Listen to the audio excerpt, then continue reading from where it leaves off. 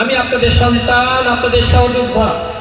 আপনারা জানেন 2018 সালের যে ঐতিহাসিক কোটা সংস্কার আন্দোলন, যে আন্দোলনকে কেন্দ্র করে বাংলাদেশে গণঅভ্যুত্থান সৃষ্টি হয়েছে, সেই গণঅভ্যুত্থানের প্রেক্ষাপট 18 সালের কোটা সংস্কার আন্দোলন করতে গিয়ে আমি সর্বপ্রথম অ্যারেস্ট হয়েছিলাম এবং 18 দিন একটানা পুলিশের নির্যাতনের শিকার হয়েছি। সেই 18 সাল থেকে 24 সাল পর্যন্ত টানা রাজপথে লড়াই সংগ্রাম করেছি। 2022 সাল থেকে বাংলাদেশের যুগপৎ আন্দোলন শুরু হয়।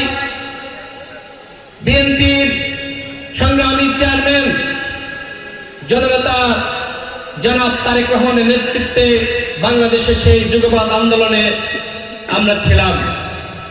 আমি গণ অধিকার পরিষদের কেন্দ্রীয় সাধারণ সম্পাদক ছিলাম। পরবর্তীতে আমি বিএনপিতে যোগদান করেছি।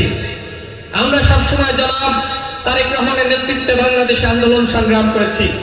আমার ত্যাগ সংগ্রাম সম্পর্কে হয়তো আপনারা যারা তৃণমূলে রয়েছেন অনেকে না জানার কথা, কিন্তু যিনি আন্দোলনের নেতৃত্ব দিয়েছেন যুগপৎ আন্দোলনে, তিনি জানেন আমাদের সংগ্রাম, আমাদের ভূমিকা। আর মনোবল হতে হয় স্পাত-দৃঢ়। জেরুজালেম 25 বছরের পথ চলায় নিরাপদে রাখার প্রত্যয়ে। আমি ঝিনাইদহ 4 আসন থেকে নির্বাচন করার ব্যাপারে যে সিদ্ধান্ত গ্রহণ করেছি, এই সিদ্ধান্ত জনাব তারেক রহমানের সিদ্ধান্ত। জনাব তারেক রহমান এই অঞ্চলের মানুষের ভাগ্যের উন্নয়ন, এই অঞ্চলের পরিবর্তন করার জন্য আমাকে বিএনপির পক্ষ থেকে নমিনেশন দিয়েছে। এই সিদ্ধান্ত জনাব তারেক রহমানের সিদ্ধান্ত। আপনারা কি জনাব তারেক রহমানের সিদ্ধান্ত মানেন? হাত উঁচু করে দেখাবেন। আপনারা কি জনাব তারেক রহমানের সিদ্ধান্ত মানেন? আপনারা যারা বিএনপি করেন, এই ঝিনাইদহ 4 আসন, এই 4 আসন জাতীয়তাবাদের উর্বর ভূমি। যখনই এই আসনে যাকে এই বিএনপির পক্ষ থেকে নমিনেশন দেওয়া হয়েছে, তাকে আপনারা পাশ করিয়েছেন। সিদ্ধান্ত আপনাদেরকে নিতে হবে। জনাব তারেক রহমান যে সিদ্ধান্ত নিয়েছেন, সেই সিদ্ধান্তকে আপনারা মানবেন কি মানবেন না, এই সিদ্ধান্ত একান্ত আপনাদের। আপনারা বিএনপিকে ভালোবাসেন, আপনারা কোনো ব্যক্তিকে ভালোবাসেন না, দলকে ভালোবাসেন। এবং সেই দলের প্রধান জনাব তারেক রহমান তিনি বলেছেন উই হ্যাভ এ প্ল্যান। তিনি নতুন একটি রাষ্ট্র গঠন করতে চান, সেই পরিকল্পনা তার রয়েছে। আমি রাশেদ খান তার সেই পরিকল্পনা বাস্তবায়ন করার জন্য একজন সারথি হয়েছে। আমাদের দেশের পরিবর্তন করা দরকার। 54 বছরে এই বাংলাদেশের এতটা পরিবর্তন হয় নাই। জনাব তারেক রহমান তিনি নতুন ভাবে পরিকল্পনা করছেন। শিক্ষার উন্নয়ন, চিকিৎসার উন্নয়ন, মানুষের জীবনযাত্রার মানের উন্নয়ন, কর্মসংস্থান সৃষ্টি করা, শিল্পের উন্নয়ন এবং একই সাথে আমাদের সারা দেশে অবকাঠামোগত উন্নয়ন। রাস্তাঘাটের যে অবস্থা আমরা সবাই জানি, এগুলোর উন্নয়ন, কৃষির উন্নয়ন। যারা বিএনপি করে অধিকাংশ খেটে খাওয়া মানুষ।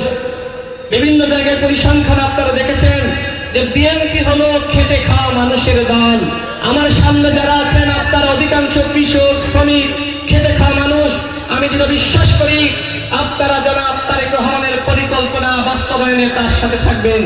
আজকে আসলে কথা বলার সময় নাই, খুবই সংক্ষিপ্ত, যে কারণে আমি আর দুটি কথা বলে শেষ করব।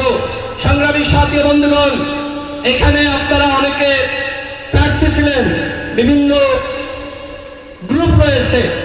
আমাদের যারা 3 জন প্রার্থী ছিলেন তারা স্বাভাবিকভাবে সংগ্রাম করেছেন, তাদের প্রতি আমি শ্রদ্ধা জানাই। সবার ভূমিকা আছে, কিন্তু জনাব তারেক রহমান যে সিদ্ধান্ত নিয়েছেন, আমি তো এখানে জোরপূর্বক আসি নাই। এখানে জনাব তারেক রহমান আমাকে পাঠিয়েছে এবং যারা এখানে আছেন আমি সবার প্রতি আহ্বান রাখতে চাই, আমি জনাব তারেক রহমানের নেতৃত্ব মেনে, নির্দেশনা মেনে আমি সবাইকে নিয়ে কাজ করতে চাই। কারোর সাথে আমার কোনো মতপার্থক্য নাই। আমি এতটুকু বলতে চাই, সর্বশেষ আপনারা যদি আমার পাশে থাকেন, ইনশাআল্লাহ এই ঝিনাইদহ 4 আসন হবে বাংলাদেশের মধ্যে মডেল আসন। আপনাদেরকে পাশে চাই, আপনাদের কাছে দোয়া চাই। বিশেষ করে আমাদের প্রিয় নেত্রী, তিনি আমাদের ছেড়ে বিদায় নিয়েছেন, তার জন্য আল্লাহর কাছে 2 হাত করে দোয়া চাই। তার জন্য দোয়া করুন। তার যে বলিষ্ঠ নেতৃত্ব, তিনি যে সংগ্রাম করেছেন,